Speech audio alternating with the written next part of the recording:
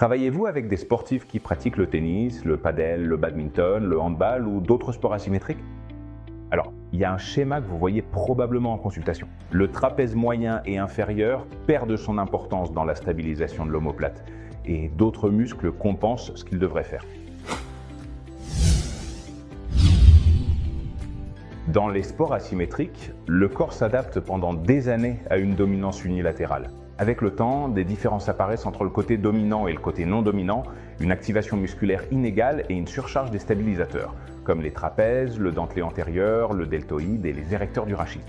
Cela peut augmenter le risque de blessure à l'épaule, aggraver le contrôle moteur et réduire la performance, avec des frappes moins régulières, plus de fatigue et une moins bonne transmission de la force. Dans une étude qui a comparé des sportifs de tennis à des sportifs de discipline symétrique en utilisant des tests d'endurance, on a mesuré l'activation du trapèze moyen et inférieur lors d'exercices de stabilisation scapulaire. Les résultats étaient clairs. Les joueurs de tennis présentaient une activation moindre du trapèze moyen et inférieur, un recours compensatoire au deltoïde et aux érecteurs du rachis, ainsi qu'une asymétrie interscapulaire lors des exercices évalués.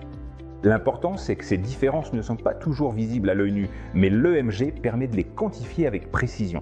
Quels exercices permettent de réentraîner cette fonction? Le premier est la rétraction scapulaire en position allongée sur le ventre avec élévation des pieds. Cet exercice active le trapèze moyen et inférieur en charge, améliore la stabilité scapulaire et réduit la compensation du deltoïde.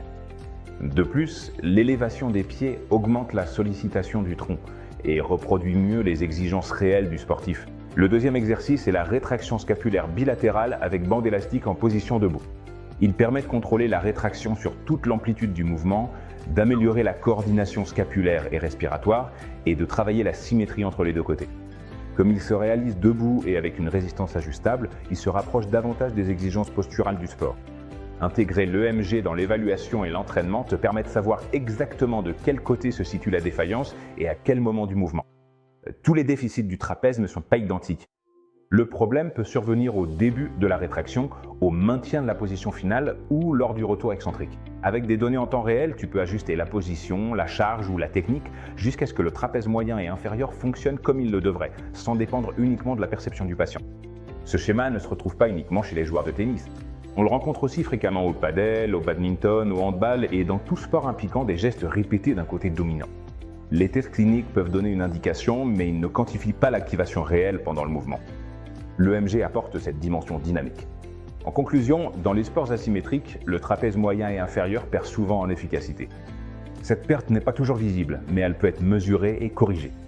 La rétraction scapulaire en position allongée sur le ventre et la rétraction bilatérale avec élastique sont deux options utiles, mais leur efficacité réelle dépend de chaque sportif, car il ne suffit pas de prescrire des exercices censés fonctionner. Il faut savoir si ces exercices fonctionnent pour ce patient en particulier. Évaluer avec l'EMG, c'est savoir de quel côté ça ne va pas, à quel angle et avec quelle compensation. S'entraîner avec ces données, c'est prendre de meilleures décisions, réduire les risques et améliorer la performance.